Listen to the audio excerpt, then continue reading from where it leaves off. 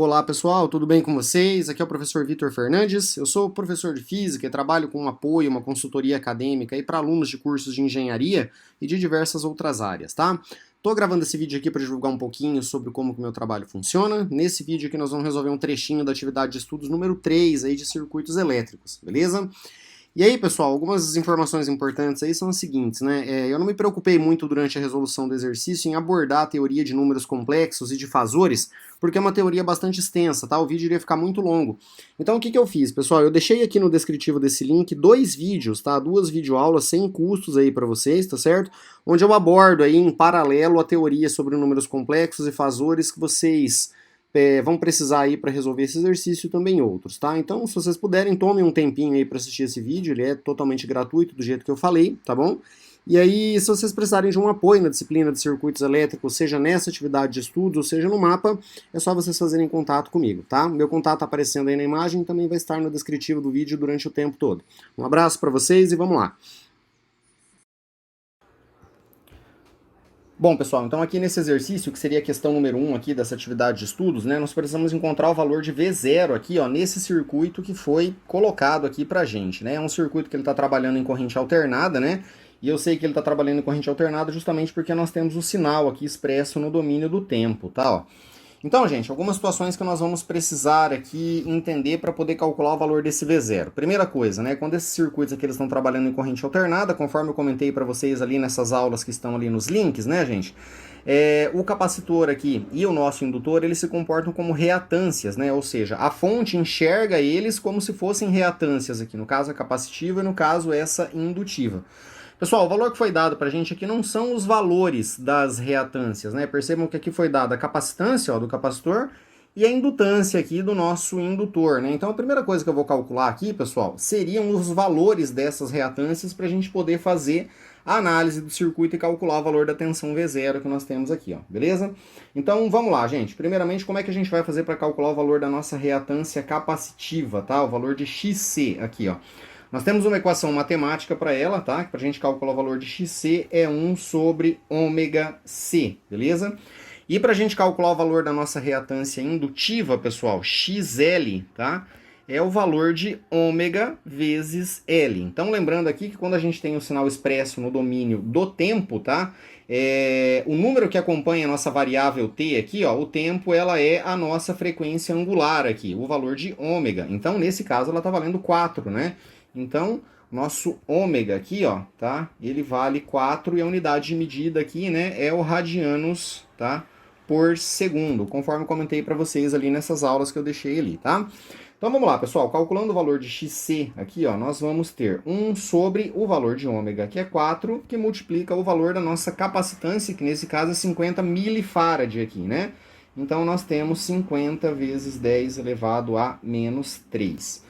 Fazendo esses cálculos aí, tá, pessoal? Pega uma calculadora para fazer junto comigo aí. O valor de XC, ele deu 5, tá? E lembrando aí que XC, ele tem um comportamento de resistência, né, gente? Então, ele é medido em ohms, tá? Lembrando que uma reatância, ela provoca aqui um efeito de oposição à passagem da corrente alternada. Beleza, gente? Então, ó, só algumas situações ali que a gente viu nessas aulas de números complexos que eu deixei para vocês, tá? O capacitor, lembrando, ele provoca um adiantamento ali na corrente em relação à tensão, né? Então, por conta disso, a gente escreve aqui a nossa reatância na forma polar desse jeito aqui, ó, tá? Ela tem um ângulo de menos 90 graus que acompanha ela, ohms. Essa daqui é a forma polar de XC. E eu também posso escrever a forma retangular de XC, né, pessoal? Então, essa fase de menos 90 graus, ela pode ser representada por menos J aqui, que é o número imaginário, ó. Então, menos J, 5 ohms, tá? Então, eu estou escrevendo isso aqui porque nós vamos precisar desses números nessas formas, beleza? Vamos calcular aqui, então, o valor da nossa reatância indutiva, ó, o valor de XL. Então, XL vai ser o valor de ômega, que é 4 radianos por segundo, vezes a indutância aqui da nossa bobina, né, que é 10 Henry aqui, ó. Então, é simplesmente 4 vezes 10, tá? Pessoal, calculando o valor de XL, vocês podem perceber, obviamente, aqui ela dá 40, unidade de medida de XL é o ohms, tá? Lembrando, então, pessoal, de colocá-las aqui na forma de números complexos, né? Primeiramente, a forma polar dela aqui vai ser 40, lembrando que a bobina, o indutor, ele provoca um atraso na corrente em relação à tensão, de 90 graus, né? Se é uma indutância pura aqui. Então, a gente coloca uma fase de 90 graus positiva aqui, ó. 40 com ângulo de 90 graus, ou também podemos escrever a XC, lembrando que a fase de 90 graus, lá naquele plano complexo, ela representa J, né? Então, J40 ohms, tá? Nós vamos utilizá-las dessas maneiras aqui. Pessoal, então, ó, esse circuito aqui, depois que eu calculei o valor dessas nossas reatâncias aqui, eu poderia vir redesenhar ele de uma forma que fica um pouco mais fácil aqui da gente analisar, ó, tá? Então, eu vou representar o circuito por reatâncias mesmo, beleza, gente? Para que vocês entendam aqui que nós estamos analisando circuitos com o mesmo comportamento de resistor. Então, as análises são iguais, tá? Então, eu vou colocar a nossa fonte aqui, beleza? E aí, aqui eu tenho o nosso resistor mesmo, que ele é 60 ohms. Deixa eu só confirmar aqui, ele é 60 ohms, tá? Aí eu tenho aqui a nossa reatância capacitiva, que a gente acabou de calcular, ela vale menos J5, né? Então, menos J5 ohms. E eu tenho a reatância indutiva aqui, que vale J40 ohms, tá? Uma coisa que eu não fiz ainda, mas nós vamos ter que fazer cedo ou tarde, é pegar esse sinal que está escrito no domínio do tempo, pessoal, e escrever ele no domínio da frequência, né? Para que a gente possa realizar os nossos cálculos aqui, porque no domínio da frequência é mais fácil de trabalhar, né? Então vamos só lembrar aqui, no domínio da frequência, esse sinal pode ser escrito assim, ó, ele já está em cosseno, né? Eu não preciso subtrair o ângulo de 90 graus aqui, então ele pode ser representado com 20 e o ângulo de fase dele aqui, ó, é 30 graus negativo, tá? Menos 30 graus. Volts aqui, ó. Beleza? Então, eu vou colocar essa fonte aqui nesse circuito, ó, 20 com ângulo de menos 30 graus volts. E aí a gente vai começar a fazer as nossas análises, tá, pessoal? Então, só pra gente se lembrar, ó, essa parte do circuito aqui, esses dois componentes, eles estão ligados em paralelo, né? Então, a tensão que eu tenho aqui em cima desses dois componentes, ela é constante, beleza? Então, se eu conseguir calcular um resistor, né, uma reatância, no caso, equivalente aqui, ó, entre esses dois, e eu achar o valor da tensão dessa reatância, eu posso dizer que essa tensão vale para as duas que nós temos aqui, porque elas estão em paralelo, né? Então, a primeira coisa que nós vamos fazer, pessoal, é simplificar esse circuito desse jeito aqui, ó. Nós vamos vir aqui e nós vamos trocar essas duas reatâncias que a gente tem ali, a capacitiva e a indutiva, por uma reatância aqui que eu vou chamá-la de XA, tá? Se vocês preferirem chamar de impedância também, pessoal, sem problema. Vamos colocar ela aqui como ZA, beleza? Então aqui nós vamos ter o nosso sinal mais e menos. A fonte continua aqui, ó, 20 com ângulo de menos 30 graus volts. A nossa resistência continua aqui, ó, 60 ohms, beleza? Como é que nós vamos calcular o valor dessa reatância equivalente, né, ou essa impedância aqui, pessoal? Percebam que nós temos dois componentes ligados em paralelo aqui, né? Então, para a gente calculá-los em paralelo, gente, então eu vou fazer um produto pela soma aqui entre elas duas, tá? Então, lembrando que do jeito que eu já tinha explicado para vocês, o produto eu vou trabalhar com os números na forma polar, ó, beleza? Então, nós vamos ter aqui 5, tá, com ângulo de menos 90 graus, que multiplica 40, tá, com ângulo de fase aqui de 90 graus positivo. Então, menos 90 e mais 90. Isso aqui vai ser dividido pela soma deles dois. Pessoal, a soma eu vou trabalhar com eles na forma retangular, tá? Para ficar um pouco mais fácil. Então, menos J5, tá? Mais aqui um J40, beleza? Então, se nós executarmos esses cálculos aqui, pessoal, ó, o valor de ZA, ele vai ser. Então, a gente executa aqui, né? 5 vezes 40, isso aqui dá 200, beleza? E o ângulo de fase, pessoal, ó, menos 90 com mais 90 é 0 graus, tá? Isso aqui vai ser dividido, ó, menos J5 com mais J40 dá J35, beleza? E aí, gente, ó, só melhorando aqui então esse cenário, né, nós vamos ter aqui 200, tá, com ângulo de fase de 0 graus, e do jeito que eu expliquei para vocês ali na aula de números complexos, o J, ele representa 90 graus, né, então eu posso colocar isso aqui assim, ó, 35 com ângulo de fase de 90 graus aqui, tá? Então essa nossa impedância ZA, pessoal, ó, ela vai ser, né? A gente vai fazer 200 dividido por 35 aqui. E se vocês fizerem isso, isso dá 5,71, beleza? O ângulo de fase, pessoal, só lembrando, é o de cima menos o de baixo aqui, né? Ó, 0 menos 90, então aqui nós vamos ter menos 90 graus. E isso aqui, ohms. Tranquilo, gente? Então aí, ó, qual que é o cenário que nós temos aqui, pessoal? Nós temos esses dois componentes ligados em série, né? E a gente sabe que a corrente que passa por eles dois aqui, ela é uma corrente constante.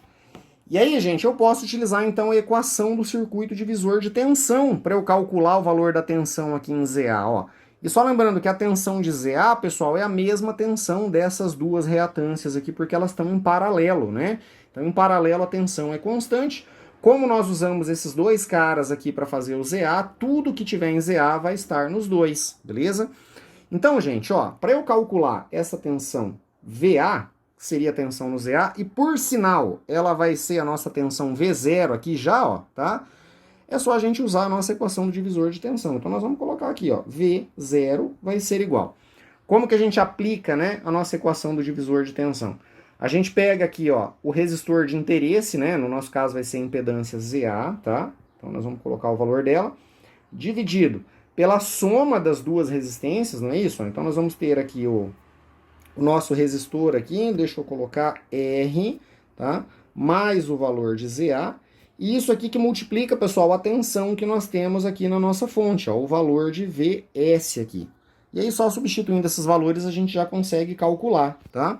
Então, vamos lá, pessoal, o ZA que a gente tem, ó, 5,71 com ângulo de menos 90. Vamos colocá-lo aqui, ó, 5,71, ângulo de menos 90 graus. Isso aqui vai ser dividido, tá, pelo valor de R, que é 60, mais o valor da nossa impedância ZA, beleza? Que é 5,71 com ângulo de menos 90. Eu não tinha colocado ali para vocês, né, pessoal? Mas como ela é um ângulo de menos 90, eu posso escrever ela como menos J, né? 5,71. Então, nós vamos ter aqui, ó, 60 menos J, 5,71, tá? Então, fazendo isso aqui bem passo a passo, ó, o valor de V0 vai ser 5,71, né? 5,71, ângulo de fase aqui de menos 90 graus, tá? Sobre...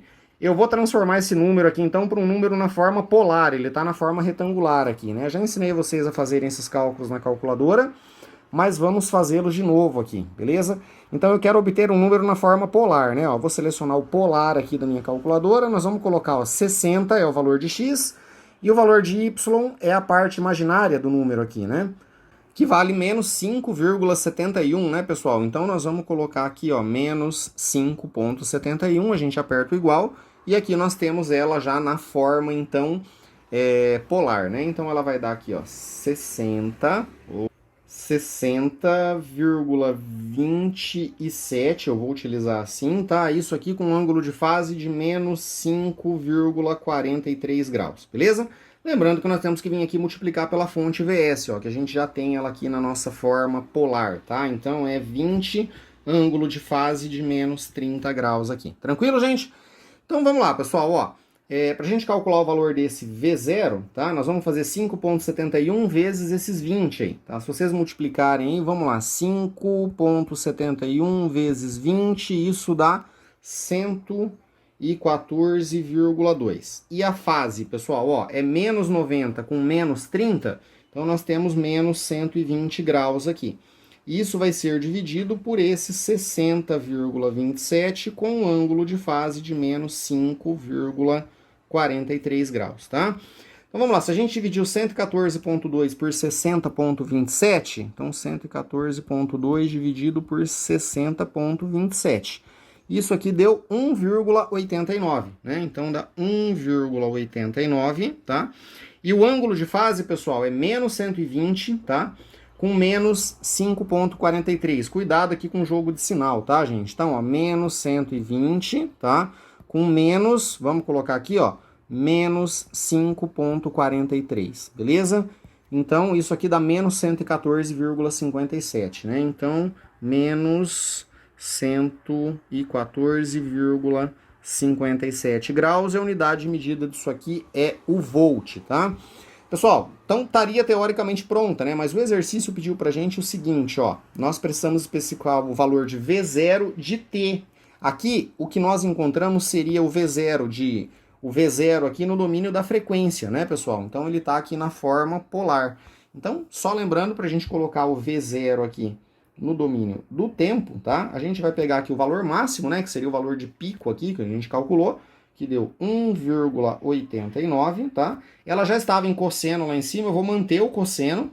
Aí nós temos a frequência angular, que é 4, né, ó, T, e aí menos aqui, ó, 114,57 graus, e a unidade de medida disso aqui é o volt, beleza? Então, este aqui é o valor de V0 que nós temos ali em cima da nossa bobina, tá? Assim, se por acaso eles tivessem pedido pra gente, vamos supor, né, o valor da tensão em cima aqui do nosso capacitor, ela seria igual, né, porque o circuito ele está ligado aqui em paralelo, tá?